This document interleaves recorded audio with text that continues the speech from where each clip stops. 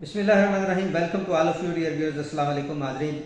اقرار الحسن صاحب جو کہ سرعام ٹیم کے سربراہ ہیں، وہ کسی بیرون ملک میں گئے اور وہاں پہ وہ نوجوانوں سے خطاب کر رہے ہیں اور پاکستان کی سیاست کے حوالے سے بات کرتے ہوئے وہ یہ موٹیویٹ کرنے کی کوشش کر رہے ہیں کہ کس طرح سے ایک ایسی پارٹی ہونی چاہیے جس میں لوگ نیچے سے گراس روٹ لیول سے ترقی کرتے ہوئے اوپر آئیں.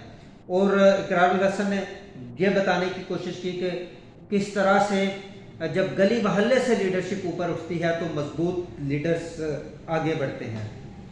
بڑا موٹیویٹ کرنے کی کوشش کی انہوں نے، اور واللہ اس کے پیچھے کیا ان کی انٹینشن ہے یا کس کے اشارے پر اقرار الحسن صاحب نے یہ اتنی بڑی کاوش کوشش کی. لیکن میں یاد کرواتا چلوں، چونکہ میں ٹرینر ہوں اور لائف کوچ ہوں اور بالخصوص میری دلچسپی اس وقت یوتھ کو موٹیویٹ کرنے میں ہے، تو میں نوجوانوں کو بھی اور اقرار الحسن صاحب کو بھی یاد کرواتا چلوں کہ آپ کو اس بات کا پتہ ہونا چاہیے کہ جن لوگوں کے ساتھ آج کل آپ کے اچھے خاصے ریلیشن ہیں اور بڑے اچھے خاصے تانے بانے ہیں، وہ لوگ یقیناً کبھی اس بات کو پسند نہیں کرتے کہ لیڈرشپ گراس روٹ لیول سے اوپر آئے یا پھر اقتدار پینیٹریٹ کرے گلی محلے تک.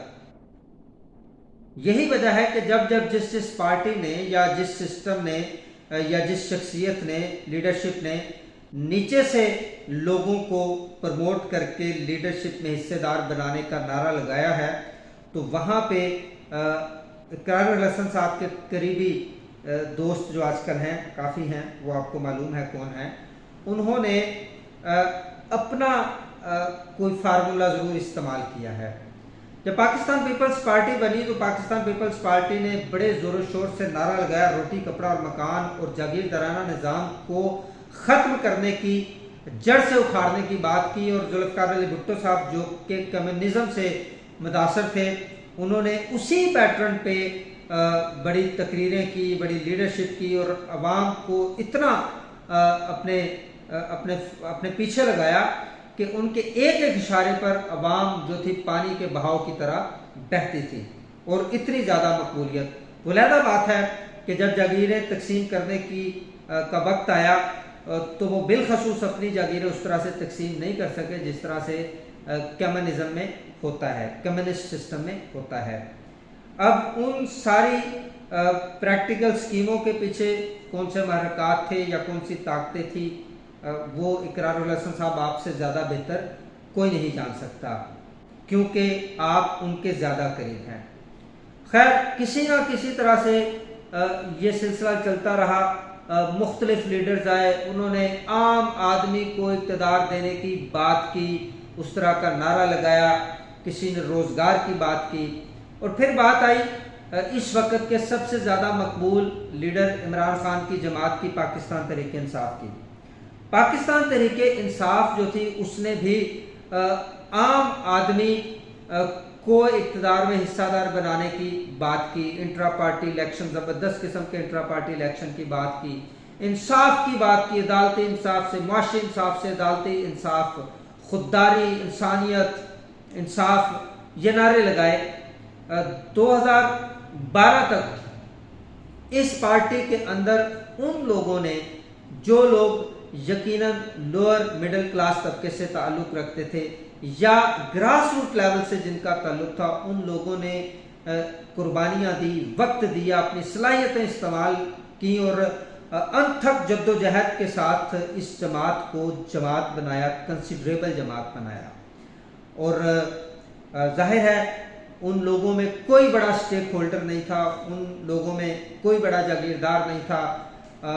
آصر رشید جیسے، میاں محمود الرشید جیسے، عمر سرفراز چیمہ جیسے لوگ تھے. یوتھ میں رضا علی خان، محمد مدنی، اس طرح کے لوگ جو تھے وہ ایکٹیوسٹ تھے. بندہ ناچیز بھی اسی قافلے کا ہم سفر تھا. تو یہ وہ لوگ تھے جنہوں نے بڑی سیکریفائسز کر کے اس جماعت کو جماعت بنایا. انٹرا پارٹی الیکشن ایک بڑا زبردست انٹرا پارٹی الیکشن ہوا، قابل ستائش ہوا، سب ہماری آبزرویشن میں ہمارے سامنے ہوا.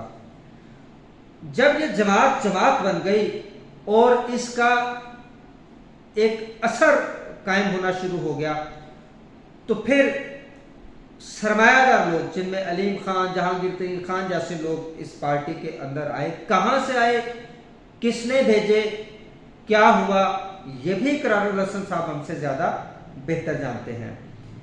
ان لوگوں نے آ کے اس پارٹی کے معاملات کو کیپچر کیا اور پھر نیچے تک اسی طرح کے لوگ جو تھے وہ ڈسٹرکٹ لیول، تحصیل لیول تک اسی طرح کے لوگ جو تھے وہ پارٹی کے انداتا بن گئے.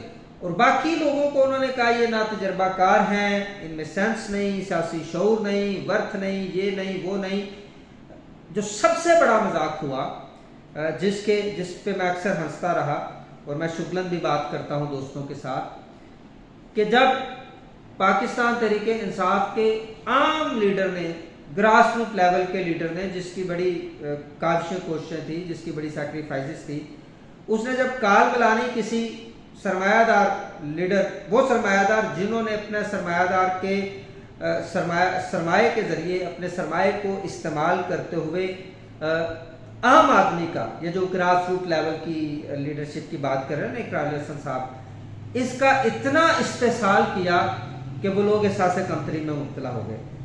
تو جب ایسے لیڈر کو کبھی کال بھی کرنی تو ان کے موبائل پہ ٹون لگی ہوتی تھی، ایک سرمایہ دار لوگوں کے موبائل پہ ضرور لگی ہوتی تھی، اٹھو میری دنیا کے غریبوں کو جگا دو، کاخ عمرہ کے در و دیوار ہلا دو. یہ علامہ اقبال کی جو نظم ہے یہ شعر. جس کھیت سے دہقاں کو میسر نہ ہو روزی، اس کھیت کے ہر خوشہ گندم کو چلا دو. تو یہ مذاق ہوا عام آدمی کے ساتھ، گراس روٹ لیول کی سیاست کے ساتھ یا لیڈرشپ کے ساتھ. تو اقرار الحسن صاحب ایک دفعہ پھر کوئی اس طرح کا چورن بیچنے آ گئے ہیں. واللہ انہیں کس نے اشارہ کیا ہے کہ یہ چورن بیچو، کیونکہ بدقسمتی سے یہ وہ چورن ہے جو ہر دور میں بک ہی جاتا ہے، اور اس کو خریدنے والوں کو بھی اس بات کی سینس اور شعور نہیں آتا کہ یہ چورن جو ہے یہ چورن ہی ہے. اس سے زیادہ پریکٹیکل امپلیمنٹیشن میں اس کی کیا حیثیت ہے وہ پاکستان کی تاریخ ہمارے سامنے ہے. تو جب میں یہ بات دیکھتا ہوں اور اس طرح کے کرداروں کی تقریریں اب سنتا ہوں تو میرا وہ خیال جو کبھی ایک مبہم خیال تھا یا ایک ڈاؤٹ تھا، وہ خیال یقین میں بدل جاتا ہے کہ اگر پوری کرۂ ارض میں سب سے زیادہ رینکنگ میں سب سے زیادہ منافق ترین قوم تلاش کرنے کی کوشش کی جائے تو پھر سیاست، معیشت، ملائیت تک پاکستانی قوم سے زیادہ منافق قوم شاید کم ہی ملے ہمیں. منافقت میں یہ ہمارا لیول ہے. منافقت کس طرح سے ہے؟ کیونکہ ہمارے نظریات، ہمارے خیالات اور ہمارے قائدین کے نظریات اور پریکٹیکل لائف میں کبھی بھی کمپیٹیبلٹی اس طرح سے نظر نہیں آئی، بلکہ اتنا ڈسٹنس ہوتا ہے کہ عام آدمی کو چورن بیچنے کے لیے اور ہوتا ہے اور پریکٹیکل امپلیمنٹیشن اور طرح سے ہوتی ہے. تو یہ ایک سسٹم جو ہے وہ چل رہا ہے. اور جب کبھی کوئی آئیڈیالوجی پروان چڑھنے لگتی ہے تو پھر ایک خلائی مخلوق، ایک طاقت ایسی ہے جو اس پہ اپنی دھما چوکڑی مار لیتی ہے. تو یہ کل کہانی ہے. اب اس کہانی میں ہمیں نوجوانوں کو، بالخصوص نوجوانوں کو قائد اعظم محمد علی جناح کا ایک واقعہ میں آپ کے سامنے رکھتا ہوں، وہ یاد رکھنا چاہیے. قائد اعظم محمد علی جناح کے پاس کسی کالج کے طالب علم آئے اور انہوں نے کہا کہ قائد اعظم محمد علی جناح سے کہ محترم ہم سیاست میں دلچسپی رکھتے ہیں. تو قائد اعظم محمد علی جناح نے ان سے پوچھا کہ آپ میں سے کوئی کسی جاگیردار کا بیٹا ہے؟ انہوں نے کہا نہیں، بڑے جاگیردار ہیں. تو قائد اعظم نے کہا کہ آپ میں سے کوئی بڑے صنعت کار کا، ٹائکون کا بیٹا ہے؟ تو نوجوانوں نے کہا نہیں. آپ نے کہا کہ آپ میں سے کوئی بڑے بیوروکریٹ یا سیاستدان کا بیٹا ہے؟ تو انہوں نے کہا کہ نہیں. تو قائد اعظم محمد علی جناح نے کہا کہ آپ سیاست میں انٹرسٹ نہ لیں، آپ خاموشی کے ساتھ اپنی سٹڈیز پہ فوکس کریں اور just focus to your own career and future, اپنے مستقبل کی پرواہ کریں. میں چونکہ مختلف فیزز سے گزر کے ایز این ایکٹیوسٹ مختلف جو مختلف موومنٹس ہیں ان میں پارٹیسپیشن کے بعد अपने ज़ाती एक्सपीरियंस और ऑब्जर्वेशन पे नौजवान नस्ल को ये गाइड करना चाहता हूँ एज ए मोटिवेशनल स्पीकर, क्योंकि मेरी इस वक्त मेरा फोकस, मेरी डोमेन ट्रेनिंग्स है और यूथ को अपने पैरों पे खड़ा करने के लिए मोटिवेशन देना है। तो मैं आपसे I want to dress the youngsters just to focus your on career and future. इस मुल्क पे, अपने खानदान पे, अपने आप पे आपका सबसे बड़ा एहसान ये होगा कि आप सिर्फ और सिर्फ अपने फ्यूचर पे फोकस करें। जहां तक इस मुल्क की तकदीर को बदलने का ताल्लुक है, तो जो लोग इस तकदीर को बदलना चाहते हैं, जिनके हाथ बदलना चाहिए, जिन लोगों को इस मुल्क की तकदीर, जिनके हाथ में इक़्तिदार है, पावर है, ताकत है, वो कभी ये बर्दाश्त नहीं करते कि पॉलिटिकल सिस्टम के अंदर आप पेनिट्रेट करके उस लेवल पे चले जाएं। Just boost up your self financially, और उसके लिए आप इस तरह की हर तरह की डुगडुगी से अपने आप को बचाएं। और आपको छोटे से छोटा बिजनेस भी करना पड़ता है तो बिजनेस करें और फाइनेंशियली अपने आप को इतना बूस्टअप करें, अपग्रेड करें। जब आप उस स्ट्रीम में आ जाते हैं जिस स्ट्रीम में कोई बड़ा इंडस्ट्रियलिस्ट होता है, कोई बड़ा जागीरदार होता है, तो देन आप पॉलिटिक्स करें। ये जो चूरन है ना कि नीचे से उठे तो लीडरशिप बने, तो मूवमेंट, तो एक्टिविज्म, तो जनाब रेवोल्यूशन, इनकलाब, ये सब तजर्बे पाकिस्तान में फ्लॉप हो चुके हैं। अगर इंडिविजुअल अपने आप पे फोकस करके अपने लाइफस्टाइल को अपने कदमों पे अपग्रेड कर ले और अपने आप को बचाए, ये तमाशबीन और इब्नुल वक्त सियासतदानों के डेरों पे जाके हाजिरियां लगवाने से, अपना टाइम वेस्ट करने से अगर इनसे बचाए, तो अपनी सलाहियतों पे एतमाद करता हुआ आगे बढ़े, तो वो बहुत अच्छा करियर बना सकता है और इस पोजीशन में जा सकता है कि वो कम से कम अपने इस्तेसाल से बच सकता है। तो just focus to your self, मैं नौजवानों से ये कहता हूँ। और जहाँ तक इकरारुल हसन साहब की बात है, तो इकरारुल हसन साहब को मैं स्टूडेंट लाइफ से जानता हूँ। वो क्या है कि इकबाल बड़ा उपदेशक है, मन बातों में मोह लेता है, गुफ्तार का गाजी तो बना, किरदार का गाजी बन ना सका।